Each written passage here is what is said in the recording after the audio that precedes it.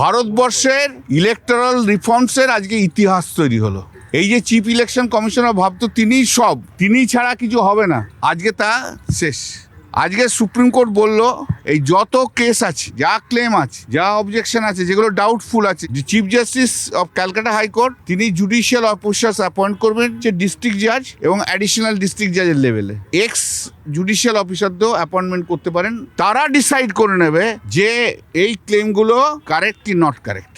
অতএব final decision will be taken by the judicial officers, যাদেরকে আজকে সুপ্রিম কোর্টের অর্ডারের মধ্যে দিয়ে দিল। সুপ্রিম কোর্ট কথাও বলেছে ভারতবর্ষের সংবিধানের মানুষের অধিকার হচ্ছে সবচেয়ে বড় অধিকার, এবং যত ডকুমেন্ট আছে যেগুলো আপলোড দিয়েছে আপলোডও হয়নি, সেই ডকুমেন্টকেও এক্সামিন করতে হবে।